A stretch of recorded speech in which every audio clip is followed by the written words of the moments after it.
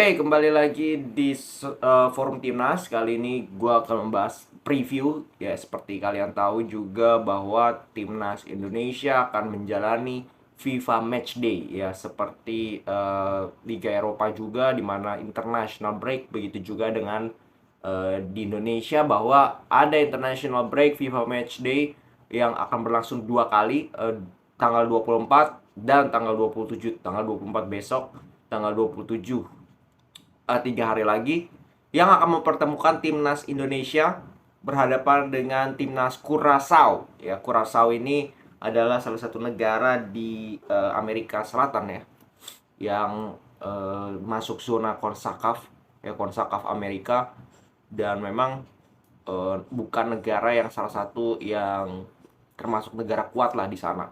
Tapi kalau kita lihat dari peringkat FIFA, memang berbedanya cukup signifikan dengan timnas kita, bahwa timnas kita berada di peringkat 155, sedangkan timnas Curaçao berada di peringkat 84. Jadi cukup hampir setengahnya bahkan.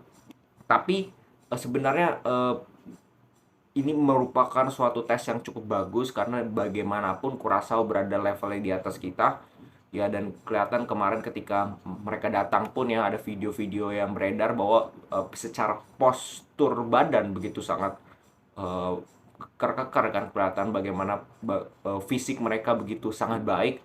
Nah, ini akan menjadi ujian bagi timnas kita, apakah bisa melawan tim dengan selevel Curaçao. Walaupun mungkin kita tidak pernah dengar, mungkin kita jarang mendengar timnas ini, tapi timnas ini juga sering berhadapan dengan tim-tim seperti Costa Rica, Kanada, bahkan di kualifikasi timnas lawan Honduras juga pernah gitu di kualifikasi Piala Dunia kemarin, lawan CONCACAF, lawan Kroasia juga pernah.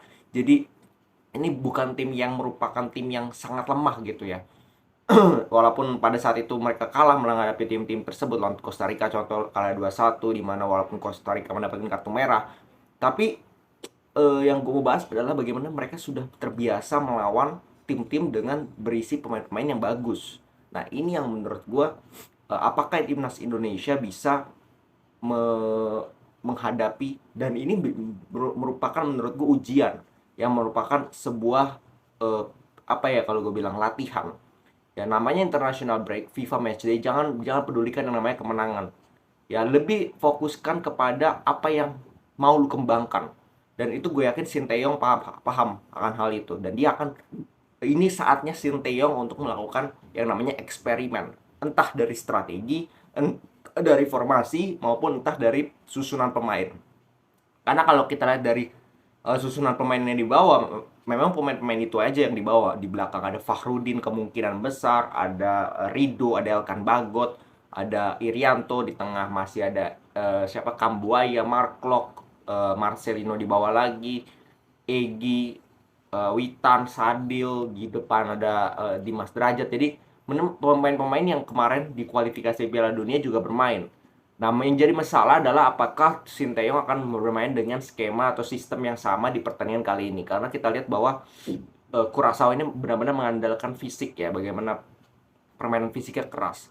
Nah, kalau kita berkaca dari beberapa pertandingan lalu, bahwa Sinteyong akan bermain dengan 5-2-3 atau 5-4-1, ya, di mana dua winger dengan satu entah striker entah false nine, dengan 5 pemain belakang. Nah, apakah Sinteyong akan melakukan formasi seperti itu lagi? Karena kita lihat di U19 kemarin, pada saat mereka mereka lolos ke Piala Asia, mereka juga memakai pakem yang sama. Nah, ini tampaknya menjadi kartu as dari Sinteyong. Tapi yang gue mau harapkan adalah jangan bermain seperti itu lagi. Coba inovasi, coba variasi, yaitu dengan 4 back. Yang 4 back. Gue yakin pemain kita punya kapasitas bermain dengan 4 back. 4-2-3-1 menurut gue cukup akan bagus untuk timnas kita, karena timnas kita perlu lebih banyak pemain dengan kecepatan di depan yang memanfaatkan counter attack, yaitu yang, dan memanfaatkan transisi, karena pemain-pemain yang fisiknya kelihatan tinggi besar itu kelemahan adalah di kecepatan, dan pemain kita punya kecepatan itu. Pemain kita punya kelemahan dari timnas Curaçao. Nah, gue harap itu mampu dimanfaatkan. Ya, selain memang menguji nih, oke, nggak ada masalah plan A lu bermain dengan 5-4-1. Tapi plan B lu harus ada ketika mungkin menghadapi tim dengan fisik, menghadapi tim dengan postur badan yang tinggi. Lu tidak bisa mengandalkan hanya menumpuk main di belakang. Ujung-ujungnya mereka crossing pun kemungkinan besar mereka juga bisa memenangkan. Kalau mereka taruh dua striker di depan itu cukup merepotkan. Maka dari itu yang harus dilakukan adalah coba variasi lain dengan contoh 4 back. Ya, di depan Egy sebagai playmaker, Sadil di kanan, entah Witan di kiri, di depan Dimas Derajat. Itu menurut gue cukup mengerikan untuk timnas lain. Ya, untuk negara apapun karena punya speed, punya skill dan juga mereka bisa bermain dengan sistem.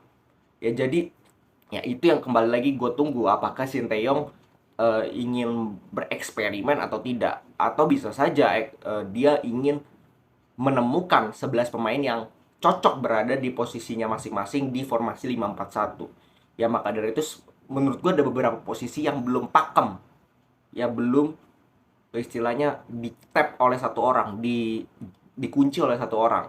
Kalau di kiri oke Arhan, di kanan Asnawi, di tengah kemungkinan Fahrudin akan main, Rido akan main, Irianto akan main, mungkin Elkan Bagot bergantian dengan salah satu dari Rido maupun Irianto. Di tengah Kambuaya Clock kemungkinan 70% main.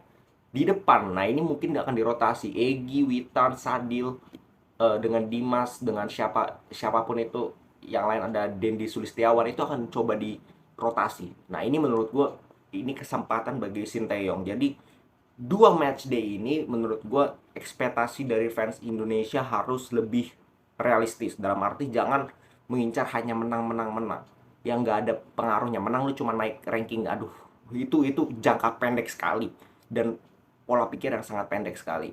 Yang kita harus perhatikan adalah bagaimana prospek ke depannya. Kalau bermainnya semakin mantap, semakin punya pakem yang jelas, semakin pemainnya bisa menjalankan strategi dari Sintayong, itu yang akan lebih berhasil menurut gua, dan itu yang lebih penting daripada hanya sekedar meraih kemenangan di FIFA Matchday ini. Oke, jadi kita lihat nanti seperti apa besok pertandingan dari timnas Indonesia berhadapan dengan Curaçao. Segitu dulu dari gua, salam sepak bola.